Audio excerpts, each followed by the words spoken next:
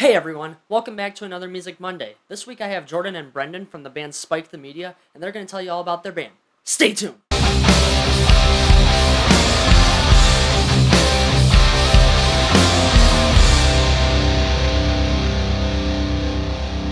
I'm in the studio with Jordan and Brendan from Spike the Media, and they're going to tell you all about their band. How you guys doing? We're doing great. Good. That's good. Could you guys give a little bit of an overview or history of your band, like where you came from? History. Well, we came from Muskegon, Michigan. We're all located here, all four members. We started back in 2013. I guess the way this band came together, both of our dads are in a local band called Whoopie Cat. They play a local gig called Parties in the Park. That consists of them playing 4 set shows. So, they do a set, they take a break, and go on and play sets after the breaks and so on and so forth. And my dad suggested to me one year, back in 2013, that I gather a band together and, we could play in between their sets for like 15 minutes. And I was like, I know people that play instruments, I can do that. It ended up all being family members, like this kid, this is my cousin, and then we got our other cousin on drums and so on.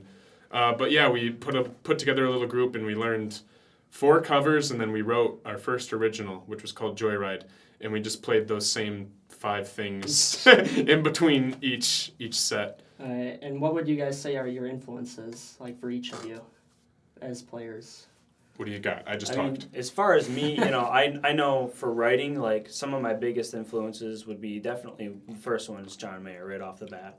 I know like he takes like the Stevie Ray Vaughan and then puts it together with like the Neil Young, and it creates a really unique type of sound, and he's just really good at, he's a really great lyricist and he's really good at writing music. It's pretty well rounded, it sounds like. Yeah, and another huge influence for me would definitely be Dream Theater. So right off the bat, you have 2 like completely dichotomous things. Yeah.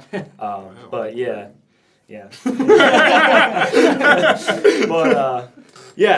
Dream Theater, and then I guess for my third one, I'd have to probably say Journey.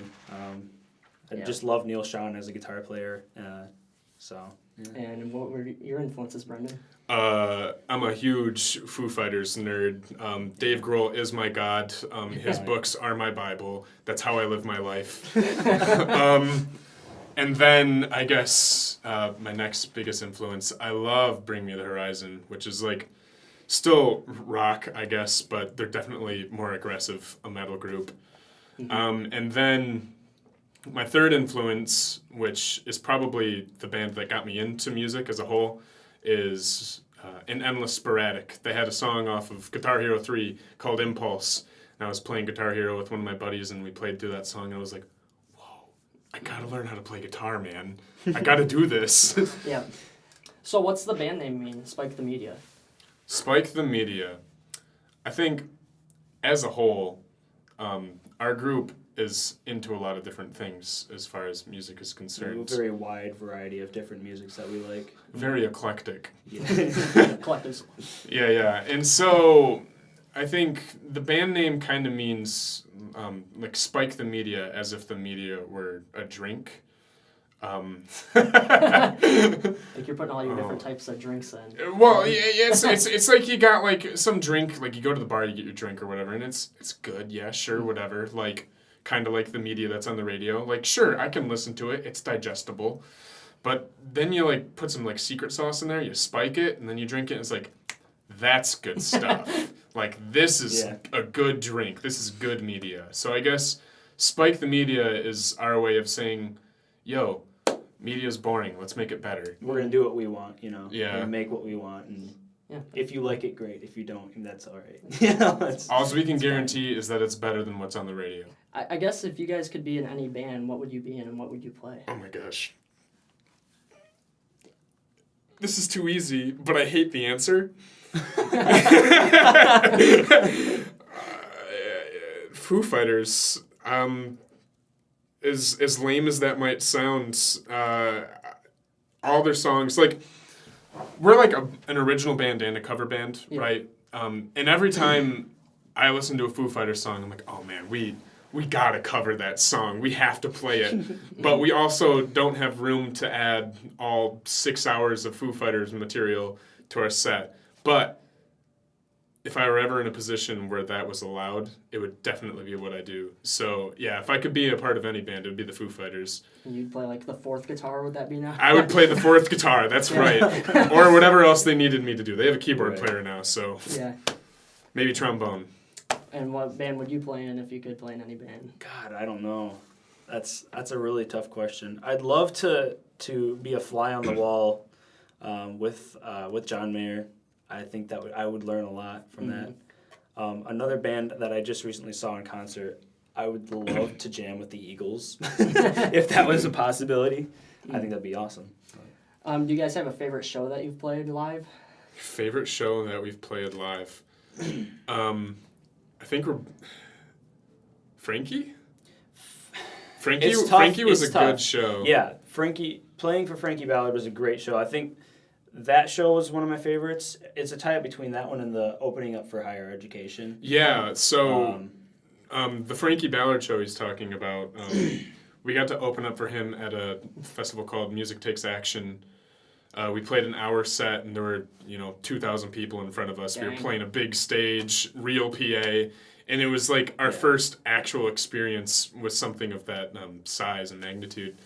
And as nervous as we were, I think we pulled it off pretty well. And I think we played very well. Yeah, it was one of our better shows. And interacted with the crowd too. It's nice when you have that feedback coming back to you. Whereas there if was you're a nice, playing in a local pub, you're not. They gonna don't get even that, care. They're there for the drinks. Right, exactly. Which is interesting that he says that, because the second show that we both think is probably, up there was at a bar. It was at Unruly Brewing Company in Muskegon, and we got to open up for Higher Education, which was a touring psychedelic reggae act, and they were killer. It's like a 311 type of thing with a little bit of psychedelicness in there. Yeah. Psychedelic. Yeah, but I think we had a show just the night before, so we were pretty warmed up. Yeah. Yeah, we definitely primed ourselves for that show. It's nice Yeah, to have shows yeah. right by each other. Yeah. So we just loaded up on stage, did a quick and dirty sound check, and I think morale was high right from the get-go, and that really helped. We put on a strong show, and I think people were receptive of that. Yeah, for sure. Pretty strong. So how many releases do you guys have out right now? One! Just one? It's this one. Yeah, right show the here. camera. Show the camera. It's called Fractured Perspective. It features 12 songs. That's the track listing. And physical copies go for $10, which I think is a deal, man. Yeah. That's less than $1 a song. We're also on iTunes, Google Play, Amazon Music, and then we're streaming on Spotify too right now. Yeah. So That's important. Yep. Do you have a favorite song from the album? Like, each of you, what's your favorite song from the album? The one that I had no help in writing. There's a song called Emergency Labor Transfusion that this kid put together, and thanks, man. I really enjoy that track. I'm really flattered. Aw. I was just asked this question the other day, and I had a hard time answering it. I really, really enjoy Serenity, the way that it builds up at the end. But I think, and this is a really cliche answer, this is everybody's favorite song, but I love T-Shirt from Another Band. That's probably my favorite song. Yeah, that's an interesting track. We kind of do whatever we want when it comes to writing originals, and so that one was like, let's write an Or 80s ballad. Yeah. Yep. So, your fans. That's the joke! Anyways, did they like your originals more or the covers? Like, what's better received?